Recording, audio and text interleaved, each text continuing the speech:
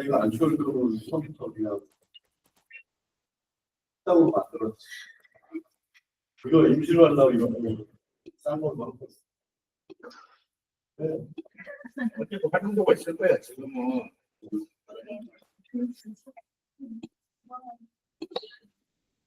내가 치우면 되지. 혼자 하면 딱 80분. 25.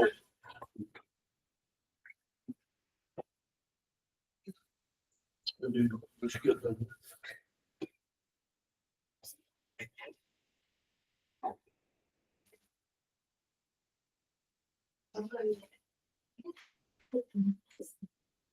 내일 여기 11시에 11시 반에?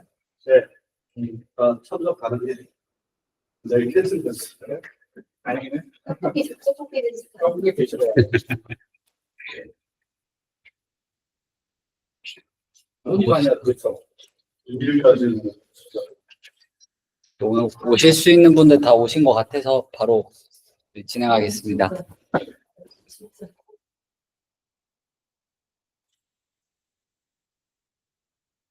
네. 뭐예요? 며칠이죠? 28일인가? 29일. 29일이에요? 네.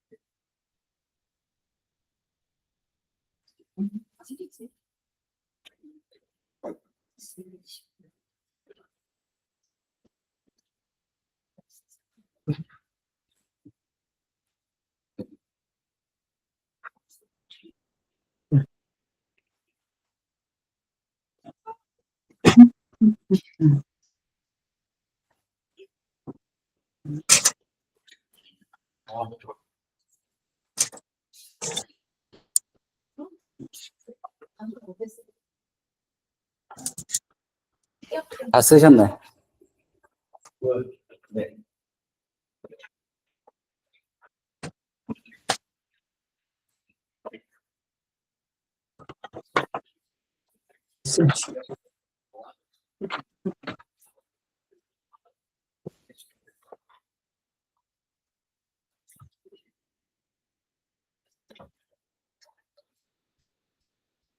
네, 저희 기도하고 시작하겠습니다. 사랑과 은혜가 많으신 하나님 아버지, 추운 겨울날 또 이렇게 늦은 금요일 밤에 함께 모여서 하나님의 말씀을 배우고 또 창세기의 말씀을 살펴볼 수 있도록 인도하시고 허락하여 주심에 감사드립니다. 오늘 말씀을 통하여서 우리가 하나님 앞에 서는 예배자의 마음가짐이 어때야 하는지 돌아보게 하여 주시옵고, 우리가 삶 가운데 하나님 아버지 앞에 바로 선 마음으로 살아갈 수 있도록 도와주시옵소서. 감사드리며 예수님의 이름으로 간절히 기도드립니다. 아멘. 네, 오늘 말씀 창세기 4장 1절에서 16절까지의 말씀입니다. 저와 한 절씩 교독한 후에 마지막 절은 한 목소리로 합독하도록 하겠습니다. 창세기 4장 1절에서 16절까지의 말씀입니다. 아담이 그의 아내 하와와 동침함에 하와가 임신하여 가인을 낳고 이르되 내가 여호와로 말미암아 등남하였다 하니라. 그가 또 이미 아우 아들을 낳았는데 아들은 임신하였고 가인은 옹세하는 자였더라. 세월이 지난 후에 가인은 땅의 소산으로 제물을 삼아 여호와께 드렸고 아벨은 자기도 양의 첫 그 기름으로 드렸더니 여호와께서 아들과 그의 제물은 받으셨으나 가인과 그의 제물은 받지 아니하신지라.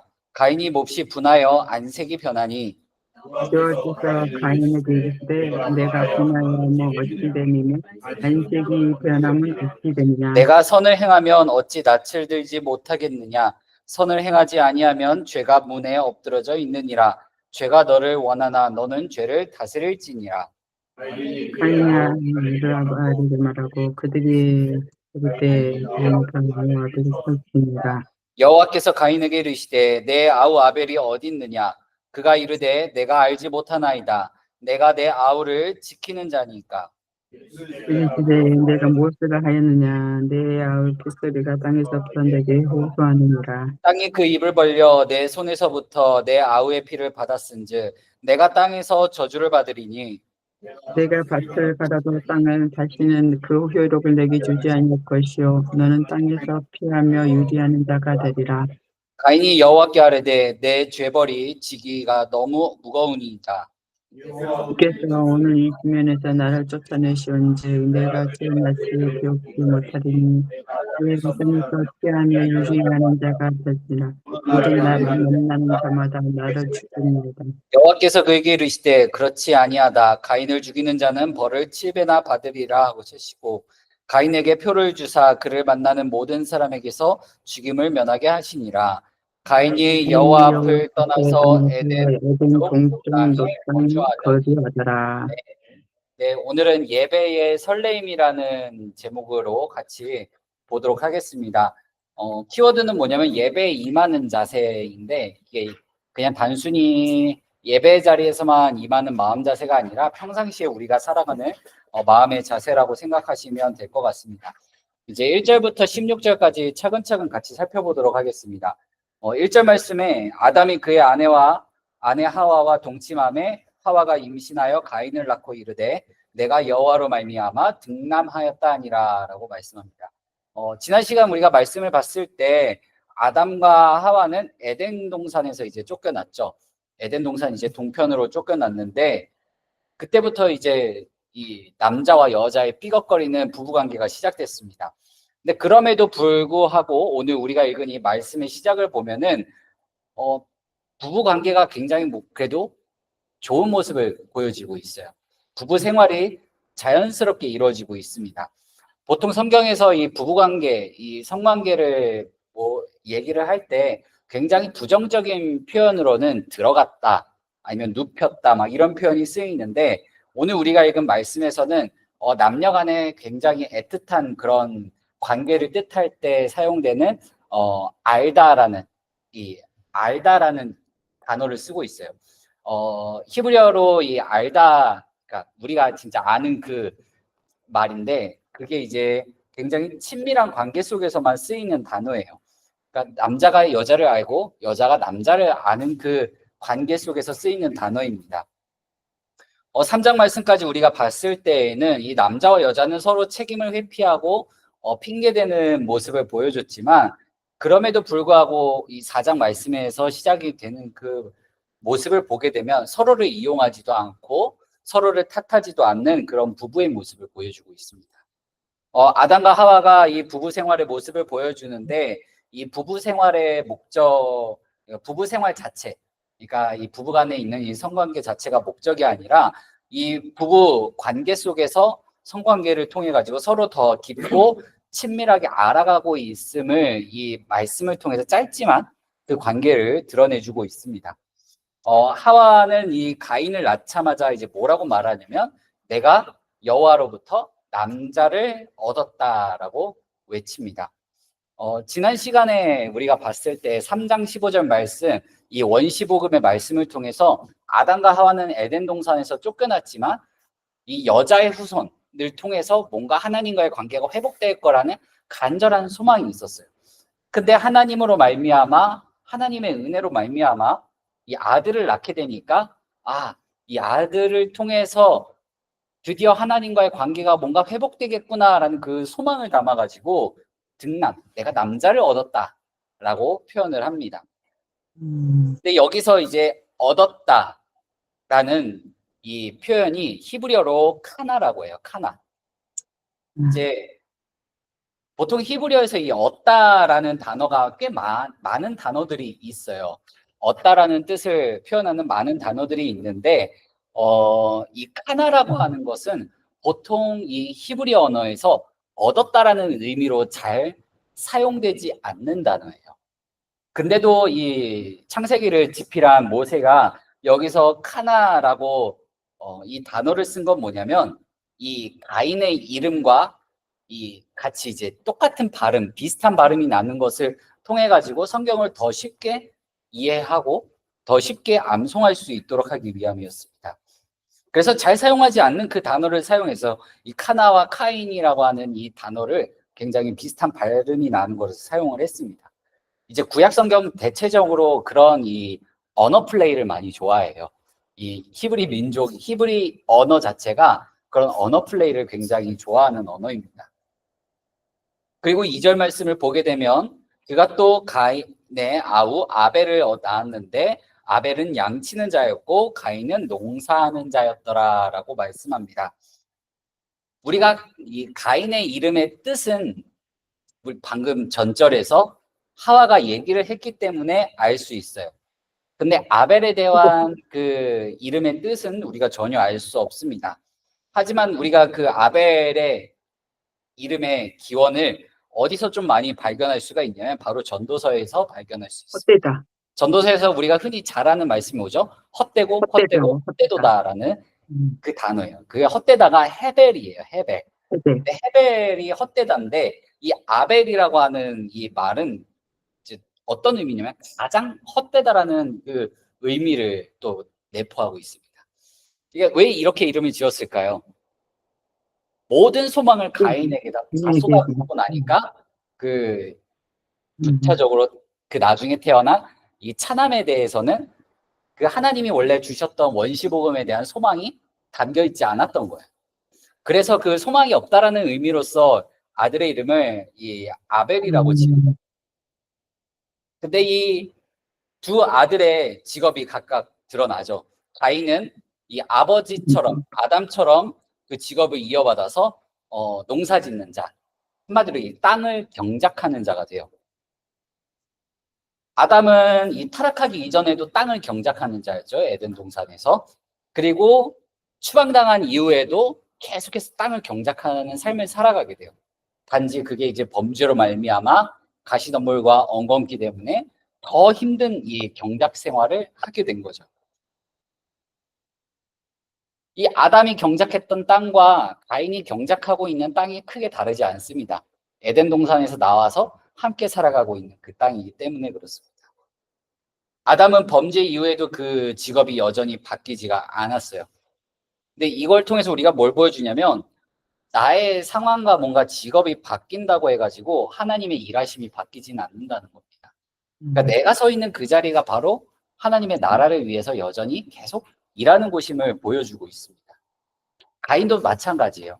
이 땅을 경작하는 자로서 그가 하고 있는 일을 통해 가지고 계속해서 하나님의 나라를, 하나님의 말씀을 이루어가는 자가 되어야만 돼요. 아벨도 똑같아요.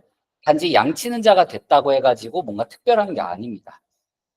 근데 이 양을 치고 있다라는 이 말을 봤을 때 최소한 지금 아담과 하와가 이제 에덴 동산에서 나와서 자녀들을 낳고 함께 살아가는 그 가운데 길들인 동물들이 있다는 뜻이죠. 3장에서 범죄하여 이제 잃은 양을 찾으셨던 잃은 양과 같았던 아담을 찾으시는 하나님의 모습에서 우리는 선한 목자의 모습을 발견하게 되는데 이 선한 목자의 이미지가 이제 아벨에게서 비춰지게 돼요. 근데 이 아벨에게서 또 누구에게로 계속 넘어갑니까? 야곱, 요셉, 모세, 다윗 이런 성경에서 굵직굵직한 인물들에게 바로 이 선한 목자의 이미지가 계속해서 이어집니다. 결국에는 우리가 신약 성경까지 쭉 보게 되었을 때 이 아벨의 모습에서도 예수 그리스도의 모습을 발견할 수 있는 거죠. 그러니까 예수님의 그림자의 모습이 이 구약 성경에 쫙 퍼져 있다고 생각하시면 됩니다. 그리고 3절 말씀에 3절부터 이제 4절 상반절까지만 보게 되면요. 세월이 지난 후에 가인은 땅의 소산으로 제물을 삼아 여호와께 드렸고 아벨은 자기도 양의 첫 새끼와 그 기름으로 드렸더니라고 말합니다. 에덴 동산에 있었을 때에는 아담과 하와는 그냥 자유롭게 그냥 하나님과 교제하는 삶을 살았어요. 그러니까 뭘 하든지 그냥 그들이 하는 모든 것이 다 예배하는 삶이었다라는 거예요. 그러니까 뭐 특별한 노력을 하지 않아도 그냥 에덴 동산에서 거닐고 그냥 과일 먹고 이 남자와 여자가 서로 대화하고 친밀한 관계 속에 있는 그 모든 것들이 죄를 범하기 전이기 때문에 하나님 안에서 이루어지는 그냥 예배자의 삶이었습니다. 근데 이 죄를 짓고 나서 에덴 동산에서 이제 추방당하죠. 하나님은 이 에덴 동산에 그 죄가 들어오지 못한다라는 것을 보여주기 위해서 그들을 추방하신 거예요. 그러니까 결국엔 죄가 없는 자들이 하나님의 나라에 들어간다라는 것을 이 땅 가운데서 에덴 동산을 통해서 보여주고 계신 겁니다. 에덴 동산 안에서는 무엇을 하든지 그게 다 하나님과 예배하는 삶이었는데 이 4장에 와서는 하나님과 뭔가 교제를 나누는 게 뭘로 이루어지고 있습니까? 이 제사를 지내는 것으로 이루어지고 있어요. 근데 여기서 이제 특이한 건 뭐냐면 제사를 드리는데 이 창세기 4장에서는 제단이 등장하지 않습니다. 근데 이후에는 제단들이 다 등장을 해요. 제단에서 뭔가 예배드리고 제물을 바치고 이런 게 등장을 하는데 이 4장에서는 제단이 등장하지 않습니다. 그 말은 뭐냐면 지금 이 가인과 아벨이 드리는 그 제사 자체가 그들의 삶을 통해서 뭔가 드려지고 있는 예배라는 것을 이 4장 말씀을 통해서 계속 암시적으로 던져주고 있는 거예요. 이 두 형제가 이 제물을 각각 본인들이 가지고 온 이 제물을 하나님께 어떻게 바쳤는지에 대한 것은 내용은 나와 있지 않습니다. 근데 분명한 건 뭐냐면 각자 일하고 있는 것, 각자 맡은 것으로 하나님께 드렸다라는 거죠. 그 말은 뭐냐면 오늘날에도 우리가 각자 맡은 것으로 말미암아 하나님께 예배를 드려야 된다는 겁니다. 특히나 이 나중에 이제 레위기, 신명기, 민수기 말씀까지 갔을 때 제사를 지낼 때 이 제물을 뜻하는 히브리어가 민하예요, 민하. 근데 이 민하라고 하는 단어는 이 오직 곡식만을 뜻하기도 합니다. 한마디로 이 곡식을 뜻하는 건데 이 곡식이 어떤 거냐면 땅에서 수고하여서 거둔 것으로 바치는 곡식이라는 거죠. 근데 여기 이 말씀을 통해서 우리가 봤을 때 분명히 해야 할 건 뭐냐면 과일, 채소, 만약 곡식, 곡물 이런 것들이 뭔가 동물 제사보다 못하다 그런 게 아니라는 겁니다. 이 성경 안에서 이 동물로 드리는 제사, 곡물로 드리는 제사 막 이런 걸 나누는 건 뭐냐면 각자 가지고 있는 형편에 따라서 최선의 것으로 하나님 앞에 드릴 수 있도록 나누는 거일 뿐이에요. 근데 그럼에도 불구하고 이 4절 상반절을 통해서 우리가 알 수 있는 것, 가인의 제물이 아벨의 제물이 가인의 제물보다 더 가치가 있는 그 이유는 뭐냐면요. 뭐라고 해요? 양의 첫 새끼와 그 기름으로 드렸다라고 말씀에 나와 있습니다. 이 구약 성경을 보다 보면은 이 제사에 관한 규례를 봤을 때 이 내장을 덮고 있는 기름 이 부분은요. 이제 내장을 덮는 이 기름은 하나님께만 바쳐지는 부분이에요. 그렇다 보니까 이건 뭐예요? 누가 보더라도 이 부분이 가장 뭔가 귀한 부분으로서 하나님 앞에 바쳐진다는 거죠. 그래서 인간이 먹는 것이 철저하게 금지가 되어 있는 부위입니다. 이런 것들이 이제 신명기 32장 38절, 사무엘상 15장 22절, 이사야 1장 11절, 43장 24절 이런 데에서도 제사가 아니라도 이 내장을 덮고 있는 기름이 당시에 굉장히 귀하고 진귀하다라는 것을 표현하고 있습니다. 그 말은 뭐냐면 지금 아벨이 그 기름으로 제사를 지냈다라는 것은 아벨 본인이 생각했을 때 하나님 앞에 내가 최고의 것을 드려야지라는 그 마음을 가지고 최선을 다했다라는 거예요. 더군다나 이 첫 새끼, 이 아벨이 자기가 이제 보살피는 짐승들 중에서 양에서 나온 그 양으로부터 태어난 그 첫 번째 새끼를 하나님 앞에 드린 거지. 이제 나중에 이게 초태생이라고 하는 이 그 제사법으로도 이제 나중에 바뀌게 되는데 내가 먼저 처음 얻은 것을 하나님 앞에 드리는 거. 그래서 추수했을 때 처음 얻은 것을 하나님 앞에 드린다든지, 동물의 첫 새끼를 하나님 앞에 드린다든지, 오늘날로 치면 내가 들어간 첫 직장에서 처음 받은 월급을 하나님 앞에 드린다든지, 이런 식으로 이제 생각하시면 더 편할 것 같아요. 그러니까 가인은 그냥 내가 있는 것 중에서 그냥 어쩌면은 가인도 뭐 최선을 다했을 수도 있어요. 그냥 좀 깨끗해 보이는 그런 걸 골라서 드렸을 수도 있지만 아벨은 하나님 앞에 이 제사를 지내기 위해서 심혈을 기울인 거예요. 마음을 다한 거예요. 뜻을 다한 거예요. 그래서 이제 4절 하반절부터 5절까지 말씀을 보게 되면 여호와께서 아벨과 그의 제물을 받으셨으나 가인과 그의 제물은 받지 아니하신지라. 가인이 몹시 분하여 안색이 변하니라고 말씀해요.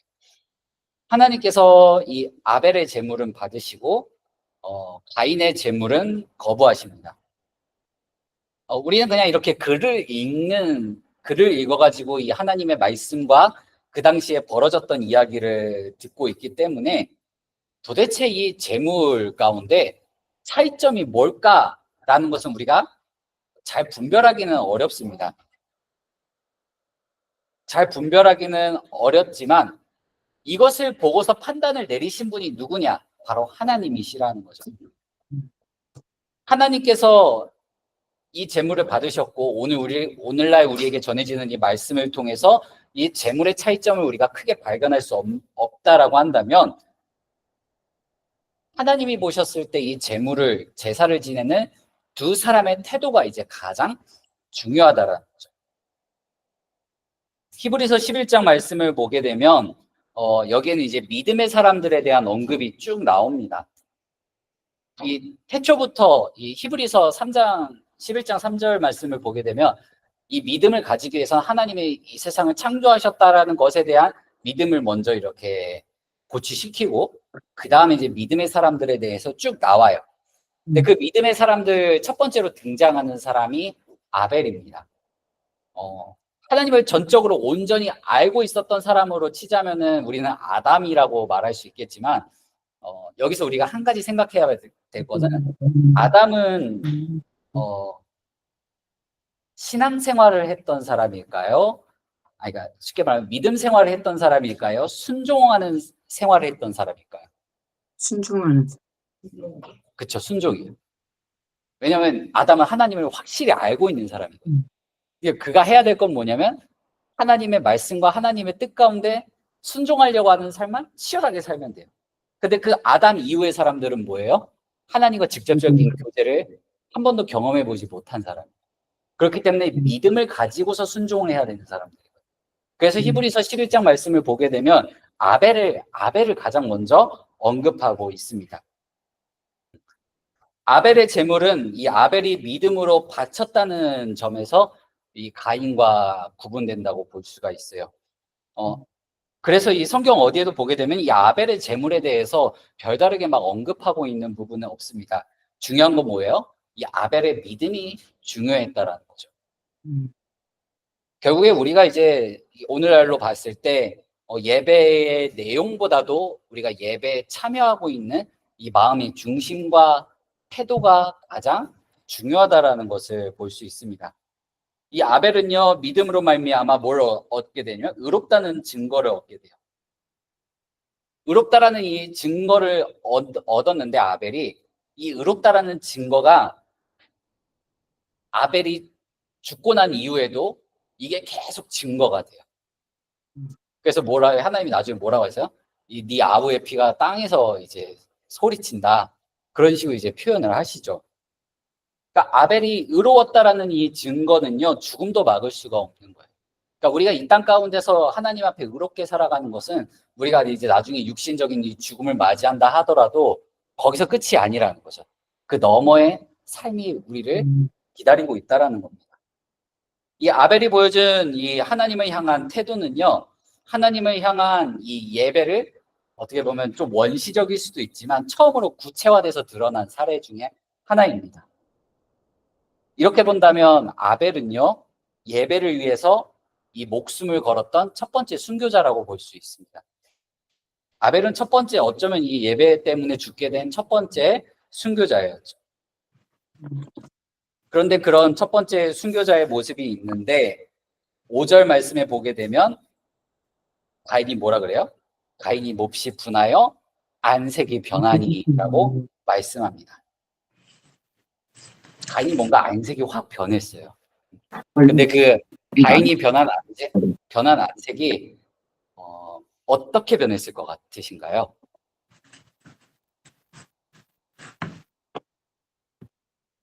화가 나. 화가 나서 씩씩. 우리나라 이제 개역개정 성경을 봤을 때 이제 이 6절 말씀에 내가 분함은 어찌 됨이냐라는 이 말씀을 통해서 가인이 뭔가 화가 너무 많이 났구나, 분노가 이렇구나 이렇게 생각할 수 있어요. 근데 이제 나중에 가인이 아벨을 죽이는 그 장면으로 봤을 때는 가인이 분명히 화가 난 것은 분명은 해요. 하지만 지금 이 5절 끝자락과 이 6절 말씀을 봤을 때 이거 번역이 조금 아쉬운 것도 있습니다. 이 히브리어를 직역하게 되면 이렇게 표현할 수 있어요. 너는 왜 침울해져 있냐? 왜 의기소침해져 있냐? 생각해보면 내 제사가 받아들이지 않으니까 거기에 대해서 뭔가 침울한 감정이 든 거죠. 내 동생이 나보다 뭔가 하나님한테 인정받은 것 같으니까 의기소침해진 거예요. 그래서 왜 너는 침울해 있고 의기소침해 있느냐 이건데, 이 히브리어는 이미지를 굉장히 많이 담고 있는 말이에요. 한마디로 이 히브리어에서 표현하고 있는 이 문구에서 가인의 모습은요, 얼굴을 땅에 푹 숙이고 있는 모습이에요. 기운을 차리지 못하고 얼굴을 땅에 들어박고서 들지 못하고 있습니다. 그럼 가인을 보고서 하나님이 이제 말하는 거죠. 야, 가인아, 너 왜 의기소침해 있냐? 너 왜 이렇게 침울하게 그렇게 있느냐라고 물어보신 거예요.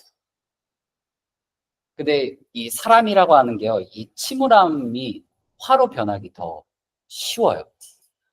심리적으로 이 침울함은요, 나를 침울하게 만들었던 대상이 있다면 그 대상을 향하여 화로 변하는 경우들이 굉장히 많이 있습니다. 7절 말씀에 보게 되면 창세기 말씀 중에서 가장 난해한 구절 중 하나가 바로 이 7절 말씀이에요. 내가 선을 행하면 어찌 낯을 들지 못하겠느냐? 선을 행하지 아니하면 죄가 문에 엎드려 있느니라. 죄가 너를 원하나 너는 죄를 다스릴지니라 라고 말씀합니다. 이 부분은 이 7절 말씀을 가지고 이 수많은 학자들이 해석해가지고 이제 또 의역하기도 하고 직역해 놓은 것들이 있는데, 이제 우리가 속해 있는 이 합동교단은 굉장히 보수적인 교단이거든요. 이제 그 교단 안에 있는 이제 수많은 학자들이 해석한 것 중에 하나가 이게 있습니다. 내가 선을 행하면 얼굴을 들어 올리는 일이 있을 것이다. 그 말은 뭐예요? 가인아, 내가 너의 제사를 받지는 않았지만 너가 계속 침울해 있고 의기소침해 있는 게 아니라 다시 한 번 더 마음을 고쳐먹고 내 앞에 마음을 다하는 예배를 드리게 된다면 너가 얼굴을 들 수 있게 되지 않겠냐라고 말씀하는 거예요. 근데 이렇게 보면 이제 6절에 의기소침해 있고 침울해져 있었던 게 이제 아구가 맞게 되죠. 이 하나님의 말씀대로요, 가인이 계속 이 침울함과 의기소침 가운데 있지 않았다면요, 얼굴을 들고서 예배드리는 예배자의 삶을 살았을 거예요. 그 말은 뭐예요? 가인이 지금 내가 느끼고 있는 이 감정을 다스려야 되는 거예요. 이런 면에서 그리스도인들은 감정대로 행동하는 사람이 아니라 감정을 다스릴 줄 아는 사람이 되어야 돼요. 감정에 따라서 그게 태도가 돼서는 안 되는 사람들이 바로 그리스도인들입니다. 하나님께서 지금 가인에게, 가인아, 너는 지금 네가 느끼고 있는 이 감정을 잘 다스려야 돼. 네가 느끼고 있는 감정을 잘 다스려야 된다는 것을 말씀하고 계시는데 그 이유도 같이 설명하고 계세요. 하나님이 가인에게 뭐라고 말씀하세요? 죄가 너를 원한다 라고 말하고 있습니다. 감정에 사로잡히면 죄를 범하기 더 쉬워져요. 이건 이제 직역하게 되면 죄의 충동이 너를 계속해서 향하고 있다라고 말해주는 것과 같습니다. 그러니까 죄는 계속 충동적으로 사람을 범죄하도록 이끌고 있어요. 근데 그것을 내 마음을 잘 다스려야지 이 죄의 충동을 이겨내고 얼굴을 들 수 있게 된다라는 거죠. 여기서 이 충동이라는 단어는 이 히브리어로 테슈카라고 하는데요. 이 테슈카가 이 3장 16절에도 한번 쓰였어요. 3장 16절에 언제 쓰였냐면 아담을 향한 하와의 감정, 너는 남자를 원할 거다라는 이 말에서 여자가 남자를 향해서 이 바라는 이 마음의 상태를 지금 죄가 가인을 원하는 것과 똑같은 상태라고 말하고 있습니다. 근데 이 똑같은 단어를 사용했을 때 하나님은 여자에게 뭐라고 하셨냐면 남자가 너를 다스릴 거다라고 말씀을 하셨는데 지금 여기서도 똑같이 하나님이 가인에게 죄가 너를 원하고 있다. 그렇지만 너는 죄를 다스려라 라고 말씀하고 있어요. 그러면 가인이 해야 할 건 뭡니까? 마음에 있는 이 감정을 다스리면서 죄에게 넘어가지 않고 죄를 다스려야 돼요. 죄를 범하지 않도록 죄를 다스려야 합니다. 한마디로 뭡니까? 나를 호시탐탐 원하고 넘어뜨리려고 하는 이 죄에게 넘어가지 않고 죄를 이겨내고 죄에게 굴복하지 말라라는 거예요. 가인은 이 죄를 다스려야 했어요. 첫 번째는 내 마음을 다스려야 했고 그 다음에는 이 죄를 다스려야 했습니다. 이 죄를 다스려라 라는 이 말은요 3가지 의미로 해석이 될 수가 있습니다. 그만큼 난해한 구절이긴 한데 첫 번째는 뭐냐면요 너는 죄를 다스릴 것이다 라는 약속이에요. 하나님께서 이 가인에게 너는 죄를 다스릴 것이다 라고 약속을 해주셔요. 그 말은 뭐냐면 가인에게는 죄를 다스릴 능력이 있다는 거예요. 그러니까 우리도 똑같아요. 우리도 범죄하지 않도록 우리가 죄를 다스릴 능력이 있습니다. 그 다음에 두 번째는 뭐냐면 너는 죄를 다스려야 한다라는 하나님의 명령이에요. 그러니까 죄를 꼭 넘어가지 않고 죄를 다스리라는 하나님의 강력한 명령이 있습니다. 세 번째는 뭐냐면 너는 죄를 다스릴 수 있다라는 제안이에요. 이 모든 것을 종합해서 좀 뭉뚱그려 가지고 표현을 하자면은 하나님께서 가인에게 옳은 선택을 할 것을 강력하게 촉구하고 있는 거예요. 여기서 이제 가인이 아벨처럼 예배드리지 못한 것을 강조하고 있는 게 아니라요. 가인이 할 수 있는 일에 대해서 하나님이 계속 강조하고 있어요. 내 마음을 다스리는 것, 죄를 다스리는 일, 그것을 하나님께서 계속 강조하고 있어요. 가인이 예배를 어떻게 못 드렸냐, 막 이거에 대해서 혼내고 있지 않으신다는 거죠. 만약에 가인이 이렇게 자기 마음을 다스리거나 죄를 다스릴 능력이 없었다면 하나님께서 가인에게 너를 선을 행하는 것에 대해서 말씀하신 것이 전혀 무의미할 거예요. 근데 가인에게는 그럴 능력이 있었어요. 가인 스스로가 강력하게 의지적인 결단만 내리기만 한다면 지금 내가 맞닥뜨리고 있는 나를 막 충동적으로 막 일으키고 있는 이 침울하고 좌절감에 빠뜨리는 이 감정에서 벗어나서 이 화를 내는 것이 아니라 다시금 하나님 앞에서 예배드릴 수 있는 힘을 얻을 수 있었을 거예요. 우리에게도 똑같은 그런 의지적 결단이 매일의 삶 속에서 주어진다는 겁니다. 그리고 나서 이제 8절 말씀에 오게 되면 가인이 그의 아우 아벨에게 말하고 그들이 들에 있을 때에 가인이 그의 아우 아벨을 쳐 죽이니라 라고 말씀합니다. 이렇게 하나님과의 대화가 맞춰졌어요. 맞춰졌죠. 그러면 가인이 이제 앞으로의 행보는 어때야 합니까? 내 마음을 잘 다스리고 이 죄에게 넘어가지 않는 그 마음을 가지고서 오히려 나를 침울하게 만들었던 이 동생과 함께 어쩌면 더 같이 합력해서 하나님 앞에 기쁨이 되는 예배, 제사를 지내는 게 더 이제 아름다운 그림이죠. 근데 그러지 않아요. 가인이 하나님과의 대화를 마치고 이제 아벨과 대화를 합니다. 아벨과 대화하면서 이제 지내다가 이제 둘이 이제 들판에 있을 때가 있었어요. 그때 가인이 어떻게 합니까? 그의 아우 아벨을 쳐 죽여요. 여기서 죽이다라는 단어는 이 히브리어로 하라그라고 하는데, 이 하라그라고 하는 것은요, 이 의도적인 살인이 있는 경우에만 쓰이는 단어예요. 지금 가인이 아벨을 의도적으로 죽인 거예요. 뭔가 감정에 충동적으로 일어나가지고 막 죽인 게 아니라요. 이미 가인이 자기의 마음을 잘 다스리지 못해서 감정에 이미 집어삼켜진 상태예요. 집어삼켜진 상태에서 이 범죄를 행하기 위해서 굉장히 계획적으로 지금 아벨을 죽였다라는 것을 성경에서 고발하고 있는 거예요. 자신의 재물이 거부당했을 때 가인이 보인 반응은 이 아담과 하와가 범죄했을 때보다 훨씬 더 심각한 반응을 보여줘요. 이 아담과 하와는 변명하고 이제 자신의 결백을 주장했죠. 난 잘못이 없습니다. 하나님이 나에게 주신 저 여자가 먹였습니다. 여자는 저 뱀이 날 꼬셨습니다. 이러면서 변명하고 스스로는 막 결백하긴 했어요. 하지만 이 폭력을 행하진 않았습니다. 하지만 가인은 어떻습니까? 자신의 침울함과 의기소침함 가운데 계속 있다 보니까 이 감정이 분함으로 바뀌어서 폭발해요. 폭발해가지고 나를 그렇게 만들었던 대상인 아벨에게 이것을 다 쏟아냅니다. 계획적으로.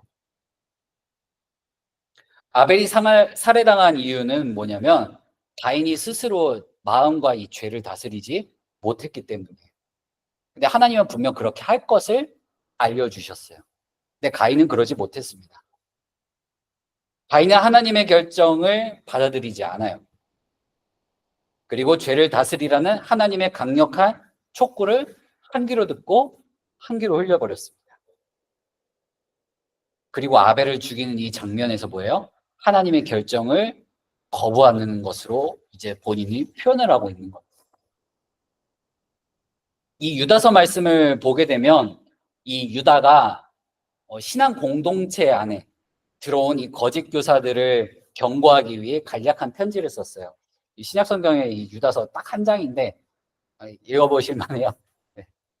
이 유다서 11절 말씀에 보게 되면 유다가 이 거짓 교사들의 악랄함, 이 너무나도 이 패역한 그 모습을 빗대어서 구약 성경에 3명의 인물을 들어서 설명을 합니다. 첫 번째가 누구냐면 가인이고요. 두 번째가 발람이고 세 번째가 고라예요. 그러니까 가인과 발람과 고라를 통해 가지고 거짓 교사들이 얼마나 악한 자들인지 보여주고 있는데, 이 가인은 어떤 사람입니까? 살인자예요. 발람은 탐욕스러웠습니다. 고라는 반역을 행한 사람이에요. 이 유다가 거짓 교사들에게 이 3가지 혐의를 씌워가지고 이 3가지 혐의로 고발을 하는데, 유다는요 거짓 교사의 심각성을 이 구약 성경에서 보여준 죄악의 심각성대로 나열하고 있는 거예요. 즉 한마디로 가인이 행한 살인이 극히 심각한 범죄라는 것을 알려주고 있는 거예요. 그러니까 수천 년이 흐른 신약 성경에서도 이 유다를 통해서 이 가인이 행한 범죄가 얼마나 심각한 일인지 고발하고 있다라는 거죠. 그리고 나서 이제 10절부터 12절까지의 말씀을 보게 되면 이르시되 내가 무엇을 하였느냐, 내 아우의 핏소리가 땅에서부터 내게 호소하느니라. 땅이 그 입을 벌려 내 손에서부터 내 아우의 피를 받았은즉 내가 땅에서 저주를 받으리니 내가 밭을 갈아도 땅이 다시는 그 효력을 내게 주지 아니할 것이요 너는 땅에서 피하며 유리하는 자가 되리라 라고 말씀합니다. 이 땅은 계속해서 사람 때문에 이제 고통을 받는 거예요. 그러니까 이 세상이 사람 때문에 계속 고통을 받고 파괴가 되어가고 있다는 것을 보여주고 있습니다. 10절 말씀에 보면 내가 무엇을 하였느냐라는 이 말씀, 하나님의 말씀, 이 뉘앙스가 어떻게 느껴지시나요? 내가 무엇을 하였느냐? 네? 어떤 느낌이세요? 내가 무엇을 하였느냐? 나무라신다. 또 뭐 지난 시간 말씀을 봤을 때 선악과 먹고 났을 때 하나님께서 아담 보고 내가 어디 있느냐 찾으시는 그 모습 같으신가요? 나무라는 모습이신 것 같나요? 그 모습 같은데. 알고 있으면서도 입으로 시인하게 그 뭔가 기회를 주시고 있는 것 같다. 음. 여기서는요 하나님이 고발하는 장면이에요. 네. 대놓고 노하시면서 느낌표의 질문을 던지시는 거예요. 내가 뭐 했느냐 이렇게 질타하시는 거예요. 그러면서 뒤에 뭐라고 하죠? 호소하느니라 라고 말씀을 합니다. 이 호소하느니라라는 것을 히브리어로 짜크라고 해요. 짜크. 이 짜크는 언제 쓰이는 히브리어냐면요 압제당하는 자들의 부르짖음을 표현할 때 씁니다. 이스라엘 백성들이 이집트의 노예로 있었을 때 그들의 부르짖음을 표현할 때 쓰였던 단어가 이거였고, 구약 성경 가운데 약자들과 병든 자들이 자신들의 아픔과 고통을 호소할 때 쓰였던 단어예요. 학대와 괴롭힘을 당하는 죄 없는 사람들의 희생을 표현할 때 쓰이는 단어예요. 그러면서 이 가인이 행한 범죄가 얼마나 심각한 범죄인지 지금 가인에게 하나님께서 노를 바라고 계시는 거예요. 강력하게 노를 바라고 계십니다. 근데 그 가인의 잘못을 고발하는 것이 뭐예요? 피예요, 피. 피가 부르짖는다고. 땅에서부터 얘기를 한다고 말씀하고 있습니다. 이 흘려진 피는 단순히 하나님께 부르짖었고요. 하나님께서는 하나님께 그 문제를 맡긴 거예요. 여기서 우리의 신앙생활의 원리도 있습니다. 우리가 뭔가 폭력을 받았다고 해서 그 폭력을 행해서 뭔가 정당화해서는 안 되고, 내가 뭔가 불이익이나 뭔가 아픔을 겪었을 때 그것을 하나님께 호소하라는 거예요. 그게 이제 신앙 용어로 이제 신원이라고 하거든요. 신원. 이게 이사야서에 이제 반복적으로 계속 나타나요. 이스라엘 백성들과 선지자가 하나님을 향해서 계속 신원하면 하나님이 그걸 들으시고 심판하시고 구원하시고, 신원하면 심판하시고 구원하시고 회복하시고, 이게 계속 반복적으로 표현이 되고 있습니다. 근데 지금 이 구약 성경 안에서, 이 창세기 말씀 안에서는 하나님께 이 죄를 고하고 하나님께 문제를 맡기는 그 역할을 이 피를 빗대어서 말씀하고 있습니다. 분명한 건 뭐냐면 하나님의 형상대로 지음받은 자가 하나님의 형상대로 지음받은 자를 훼손시켰을 때 그 가운데 흘린 피에는 반드시 그 대가가 따른다는 것을 뜻하고 있습니다. 하나님의 형상을 심각하게 훼손시키고서도 아무런 처벌을 받지 않을 수 없다라는 것을 보여주면서 가인도 그 처벌을 받게 될 것을 뜻하고 있어요. 근데 놀라운 점은 뭐냐면 가인이 정말로 이 극악한 범죄를 범했죠. 근데도 하나님이 가인을 죽이지 않으세요. 가인을 죽이지 않으세요. 대신에 가인이 뭐라고요? 내가 땅에서 저주를 받으리니라고 말씀해요. 이제 저주를 받았다는 것은 이제 땅으로부터 금지당했다라는 거예요. 금지. 이 말은 이제 가인이 앞으로 이제 땅을 경작하는 자로서, 농사짓는 자로서 그 즐거움을 느낄 수 없다라는 거예요. 농사를 짓기 위해서는, 땅을 경작하기 위해서는 정착하는 삶을 살아야 돼요. 근데 하나님께서 뭐라고 해요? 땅에서 피하며 유리하는 자가 되라고 말씀하십니다. 그러니까 계속 방랑하는 도피자가 될 것을 하나님께서 가인에게 심판을 내리신 거예요. 그럼 가인은 이 하나님의 심판에 대해 수긍하면서 그 죄값을 달게 받는 죄에 대한 책임을 지는 삶을 살아야 돼요. 이게 이제 가인의 운명이 됐습니다. 어떤 면에서는 죽음보다도 더 가혹한 운명이 이제 가인에게 찾아온 거예요. 이제 땅으로부터 뭔가 먹을 소산도 본인이 하던 일로서 얻지 못하죠. 땅에서 피하며 유리하는 자가 됐다라는 건 뭐예요? 공동체로부터 추방당해가지고 소속감 또한 없어요. 이제 문명에서부터 멀어져가지고 그냥 혼자 이 허허벌판을 돌아다니는 사람이 되었다라는 거예요. 그래서 이제 13절부터 14절까지 이제 가인이 이제 외칩니다. 가인이 여호와께 아뢰되 내 죄벌이 지기가 너무 무거우니이다. 주께서 오늘 이 지면에서 나를 쫓아내시온즉 내가 주의 낯을 배웁지 못하리니 내가 땅에서 피하며 유리하는 자가 될지라 물은 나를 만나는 자마다 나를 죽이겠나이다 라고 말합니다. 동산에서 추방당했던 아담과 하와는요, 하나님을 향해서 그 어떠한 저항도 하지 않았어요. 근데 이 가인의 모습을 통해서 봤을 때 죄가 더 크게 부패하고 있음을 보여주죠. 가인은 자신에게 내려진 이 심판을 내린 하나님을 향해서 불평을 토로해요. 자신의 벌이 너무나도 무겁다는. 첫 번째는 뭐예요? 내가 땅에서 빈약한 보상만 이제 받게 될 거라는 것에 대해 이제 불만을 토로한 것이죠. 두 번째는 뭐냐면 이제 내가 하나님의 얼굴을 보지 못하게 될 것이라는 것을 불평으로 토로하고 있어요. 세 번째는 뭐냐면 나는 여태까지 정착 생활 해왔는데 이제 떠돌이 생활을 하나님께서 나에게 명하셨다는 것에 이제 불평을 표해요. 마지막은 뭐예요? 내가 돌아다니다가 누굴 만나게 되면 내가 그 공격의 대상이 될까봐, 나의 형제 자매들이 나를 죽일까봐 다른 사람들에 대한 두려움을 하나님 앞에 토로합니다.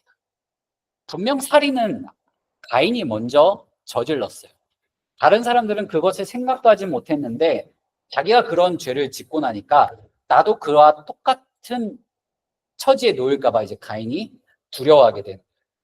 근데 여기서 이제 궁금증이 생길 수도 있어요. 분명히 우리가 여기까지 말씀만 봤을 때는 세상에 존재하는 사람은 누구예요? 아담, 하와, 가인, 이렇게 세 명밖에 없어요. 아벨은 있었는데 먼저 하나님 곁으로 갔죠. 세 명밖에 없는데 가인은 도대체 누구를 염두에 두고 이 말을 하고 있는 걸까요? 성경에는 필요한 정보만 제공을 해요.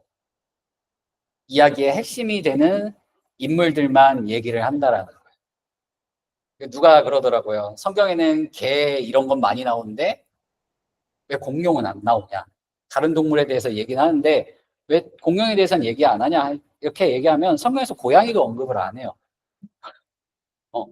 성경은 그냥 필요한 것만 얘기를 하는 거예요. 그 말은 뭐냐면 아담과 하와가 에덴 동산에 나와서 수많은 자녀들을 낳았어요. 900년이 넘는 세월을 살았는데 이 딸랑 둘만 낳고 나중에 셋이라고 하는 사람만 따로 낳았을 리는 없어요. 많은 사람들을 낳았어요, 아담과 하와는. 근데 그 중에서도 이야기의 핵심이 되는 오늘 두 사람, 가인과 아벨이 등장을 한 거죠. 그러니까 가인 입장에서는 자기 외에도 또 다른 이제 형제 자매들, 조카들이 많았던 거예요. 그러니까 이 사람들 입장에서는 듣도 보도 못한 끔찍한 일이 벌어졌다는 것을 알게 되었을 때 자신도 똑같이 그런 처지에 놓이게 될까봐 두려워된 겁니다. 근데 하나님은 정말 은혜로 자비가 많으신 분이에요. 15절에서 16절 말씀을 보게 되면 여호와께서 그에게 이르시되 그렇지 아니하다. 가인을 죽이는 자는 벌을 7배나 받으리라 하시고 가인에게 표를 주사 그를 만나는 모든 사람에게서 죽임을 면하게 하시니라. 가인이 여호와 앞을 떠나 에덴 동쪽 롯 땅에 거주하더니라고. 심판의 말씀을 들었던 이 가인은 이제 하나님 앞에서 한번 왁 하고 나니까 하나님이 또 뭐 해줘요? 이제 보호해주겠다라는 약속을 해주세요. 이 하나님의 심판과 이 하나님의 보호의 말씀이 이 가인의 항변을 기점으로 나누게 돼요. 근데 하나님이 그렇게 보호를 약속해 주신 것이 가인의 항변 때문인지 성경에는 기록되어 있지는 않지만 분명한 건 뭐냐면 하나님의 성품이 여기 드러나 있다라는. 하나님의 성품이 뭐예요? 잘못을 저질렀어도 내 새끼는 내 새끼인 거예요. 네. 그래서 최소한으로 내 품에 있었던 이 가인을 위해서 보호 조치를 취해 주시죠. 가인을 죽이는 자는 벌을 7배나 받으리라라고 말씀하시는, 말만 하신 게 아니라 이 말을 행동으로 옮기세요. 그 행동으로 옮긴 게 뭐예요? 가인에게 뭘 주셨어요? 표를 주세요. 표를 주셔요. 그래서 누구나 다 이 가인을 만나게 되면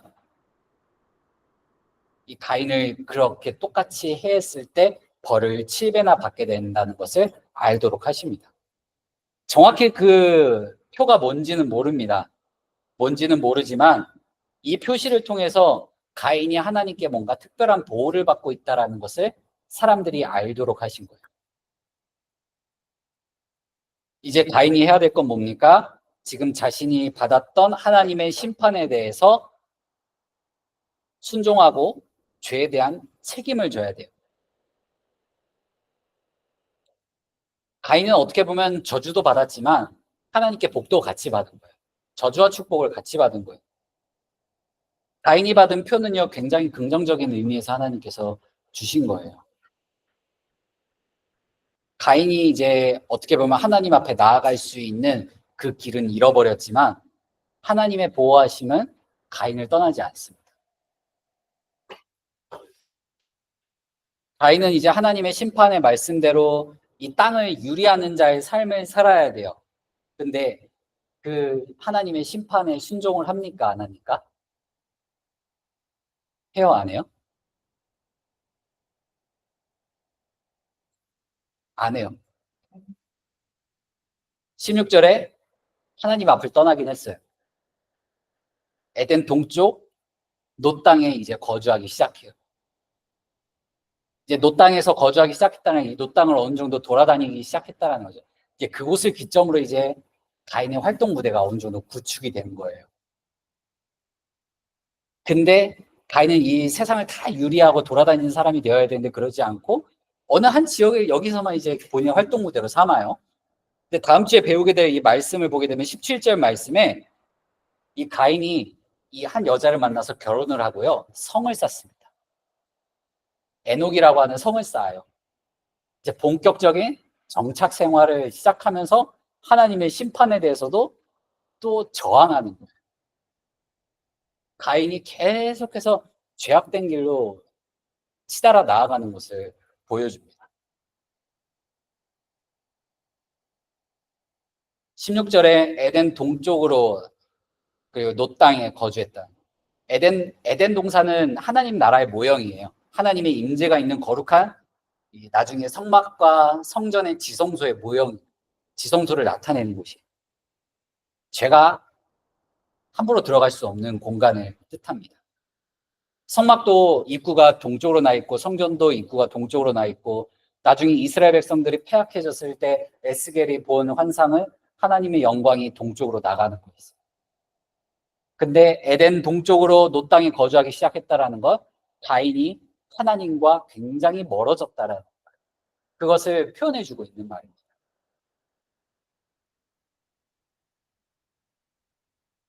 가인은 이제 하나님 말씀 안에 거하는 사람이 아니라 이제 완전히 떠나 있는 그런 사람이 되었다라는 겁니다. 오늘 이 말씀을 이렇게 같이 봤을 때 예배하는 자세, 예배라는 것을 우리가 봤을 때 오늘 말씀에 비추어서 예배라는 게 어떤 것 같으십니까? 먼저 크게 한 단락만 좀 떼놓고 한번 볼게요. 1절부터 7절까지의 말씀만 놓고 봤을 때 예배는 어떤 것일까요?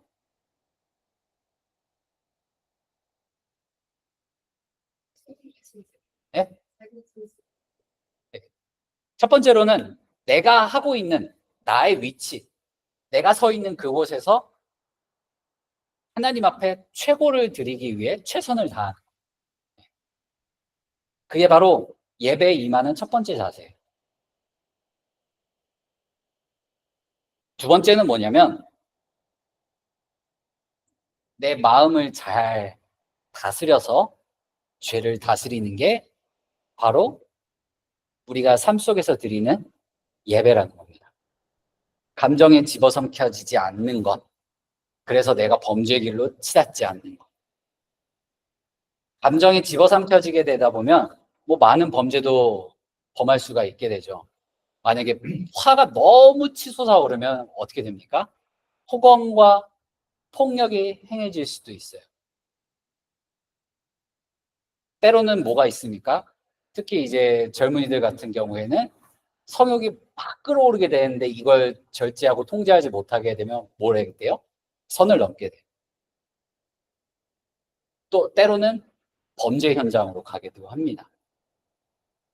그게 바로 1절부터 7절까지 보여지는 모습이에요. 하나님께서 전해주시는 모습입니다. 그러면 8절부터 이제 마지막 16절까지 말씀을 봤을 때 이 예배에 임하는 자세는 또 뭐가 있을까요?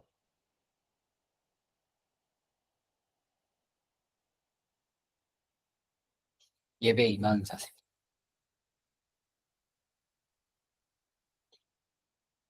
세 번째는 뭐냐면 내가 아무리 억울한 일을 당하고 폭력적인 일을 당했다 하더라도 그것을 내가 그대로 행하는 게 아니라 그것을 하나님한테 맡기라는 거예요.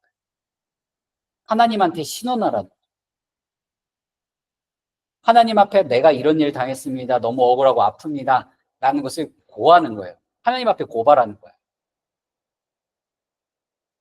근데 그런 의미에서 이제 하나님께서 일반적으로 우리에게 그것을 안전하게 보호해 주시게 위해 주신 게 뭐냐면 법치제, 법을 주셨어요. 법. 인류 역사 속에 이 법이라는 것을 통해 가지고요, 인간의 이 죄악이 더 이상 크게 퍼져나가지 못하도록 안전망을 하나님께서 만들어 주셨다라는 거죠. 네 번째는 뭘까요? 네 번째, 예배에 임하는 자세. 네. 근데 순종인데 어떤 순종이냐면 그리 아니하실지라도 하나님 앞에 순종하며 나 가인처럼 내가 생각했을 때 부당하다고 생각했던 것들을 하나님 앞에 막 이렇게 대들면서 말하는 게 아니라 그리 아니하실지라도 순응하며 순종할 수 있는 그 마음가짐의 자세가 우리에게 필요한 거예요. 가인이 그렇게 대들지 않았어도 하나님은 가인에게 그런 안전장치를 주셨을 거예요. 그 인애와 긍휼이 많으신 하나님이시란. 근데 그 사이에 가인의 이야기를 대드는 가인의 모습을 딱 넣어놓은 건 뭡니까? 죄의 모습이 어떻게 발전되고 하나님을 향하여 어떻게 드러나게 되는지 보여준다라는 겁니다. 여기까지가 우리가 같이 오늘 살펴봤던 창세기 4장 1절부터 16절까지의 말씀입니다. 혹시 여기까지 말씀 보고 혹시 궁금하신 점 있으신가요?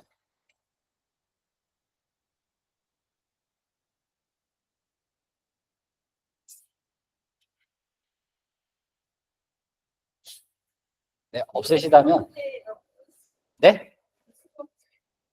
세 번째요.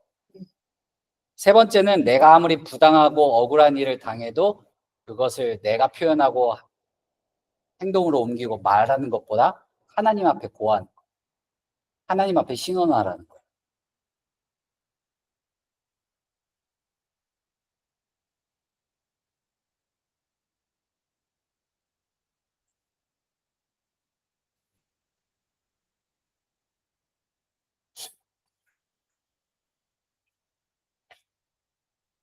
네, 그 말씀 부분과 적용 부분을 한번 적어 보시고 채워 넣어 보시면 좋을 것 같고, 그 말씀 암송 구절과 그 독후감 그 내용 올려드렸으니까 혹시 서면으로 쓰길 원하시는 분들은 제가 뽑아서 드릴게요. 열리지가 않더라고요.